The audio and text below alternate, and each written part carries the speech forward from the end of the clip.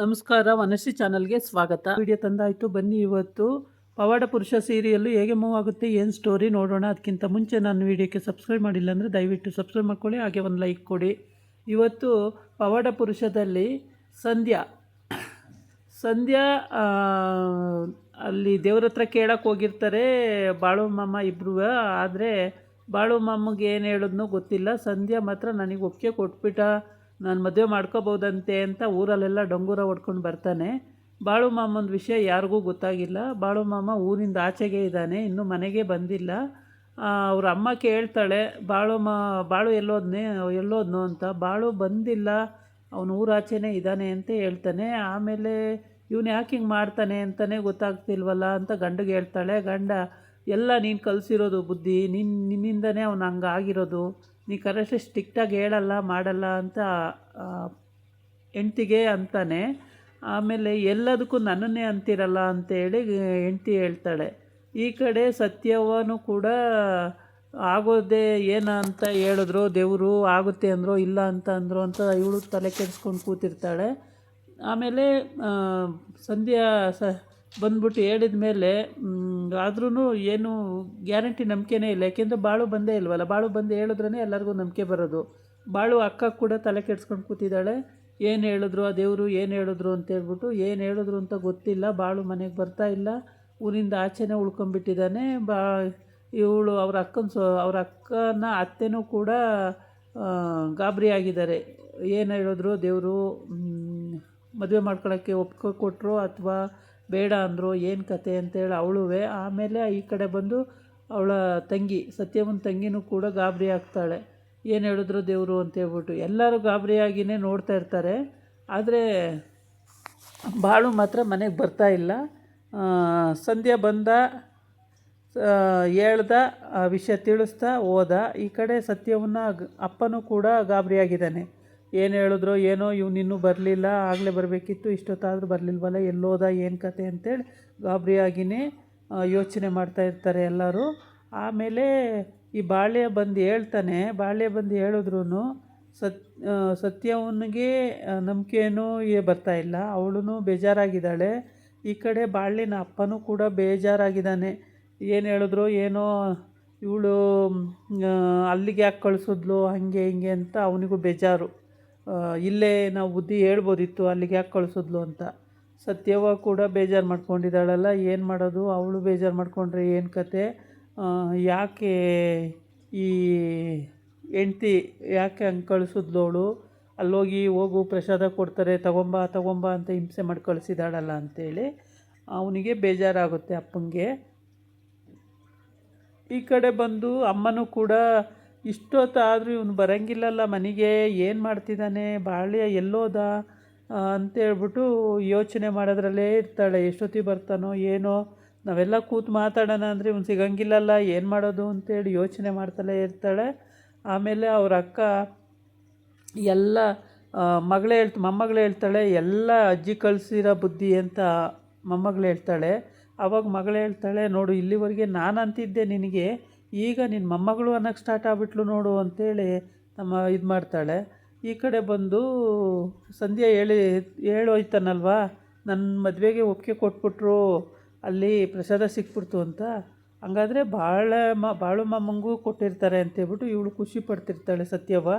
ಆದರೆ ಅಲ್ಲಿ ಇನ್ನೂ ಬಾಳು ಮಾಮ ಮನೆ ಹತ್ರನೇ ಬರೋಂಗಿಲ್ಲ, ಏನು ವಿಷಯನೂ ಗೊತ್ತಾಗಂಗಿಲ್ಲ. ಇದನ್ನು ಅಲ್ಲಿ ಊರು ಕಟ್ಟೆ ಮೇಲೆ ಕೂತ್ಕೊಂಡು ಹುಡುಗರೆಲ್ಲ ಮಾತಾಡ್ತಿರ್ತಾರಲ್ಲ, ಅಲ್ಲಿಗೆ ಹೋಗಿ ಸಂಧ್ಯಾ ಬರ್ತಾನೆ. ವಿಷಯ ಗೊತ್ತಾಗಬೇಕು ಅಂದರೆ ಸಂಧ್ಯಾ ನಮಗೆಲ್ಲ ಸಿಗಬೇಕು, ಊರಲ್ಲಿ ಏನು ನಡೀತಿದೆ ಅಂತೇಳಿ. ಸಂಧ್ಯಾ ಇನ್ನೂ ಬಂದೇ ಇಲ್ವಲ್ಲ ಅಂತೇಳಿ ಅವ್ರು ಕಾಯ್ತಾ ಇರ್ತಾರೆ. ಅಷ್ಟೊತ್ತಿಗೆ ಸಂಧ್ಯಾ ಅಲ್ಲಿಗೆ ಬರ್ತಾನೆ. ಬಂದ ತಕ್ಷಣ, ಏನೋ ಸಂಧ್ಯಾ ಎಲ್ಲೋಗಿದ್ದೋ ಅಂತ ಕೇಳ್ತಾರೆ. ಏನಿಲ್ಲ, ಹಿಂಗೇ ಸುಮ್ಮನೆ ತಿರುಗಾಡ್ತಾ ಇದ್ದೀನಿ ರೀ ಅಂತ.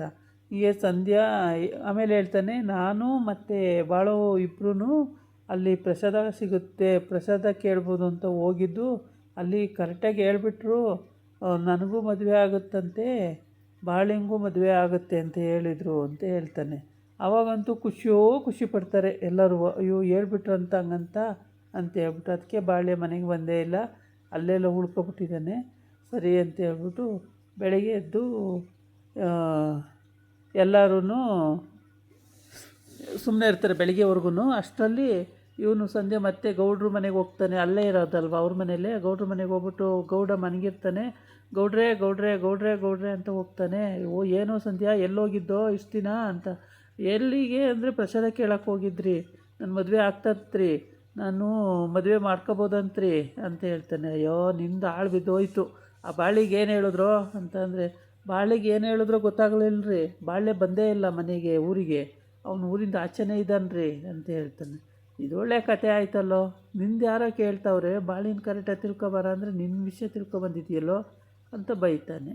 ಆಮೇಲೆ ಸರಿ ಅಂತ ಹೇಳ್ಬಿಟ್ಟು ಅವತ್ತಿಡೀ ತುಂಬ ದೂರ ಹೋಗಿದ್ದು ರೀ, ಪ್ರಸಾದ ಸಿಕ್ತು ರೀ, ಸತ್ಯವನ್ನು ಮದುವೆ ಮಾಡ್ಕೊಳಕ್ಕೆ ಒಪ್ಪಿದ್ದಾನೋ ಇಲ್ವೋ ಗೊತ್ತಿಲ್ಲ ರೀ ಅಂತ ಹೇಳ್ತಾನೆ. ಸತ್ಯವು ಒಪ್ಕೊಂಡಿಲ್ಲ ಅಂತ ಆಯಿತಾ, ನಿನಗೆ ಒಪ್ಕೊಂಡ್ರ ಹಂಗಾರೆ ಅವನಿಗೂ ಒಪ್ಕೊಂಡಿರ್ಬೇಕು ಅಂತ ಹಿಂಗೆ ಮಾತಾಡ್ತಾರೆ.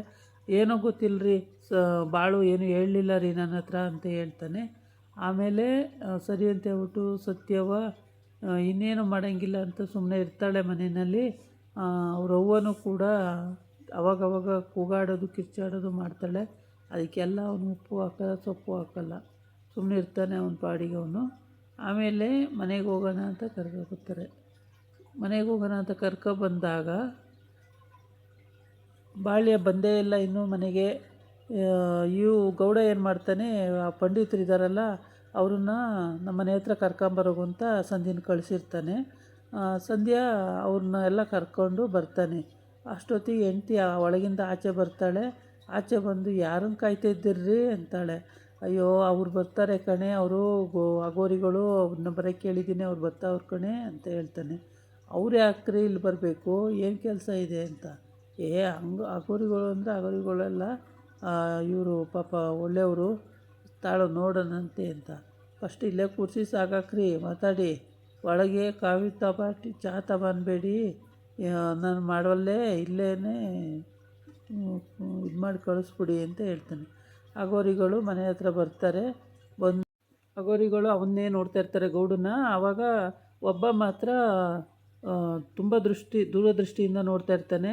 ಇವ್ರು ಯಾಕೆ ಹಿಂಗೆ ನೋಡೋಕತ್ಯಾರೇ ಸಂಧ್ಯಾ ಅಂತ ಕೇಳ್ತಾನೆ.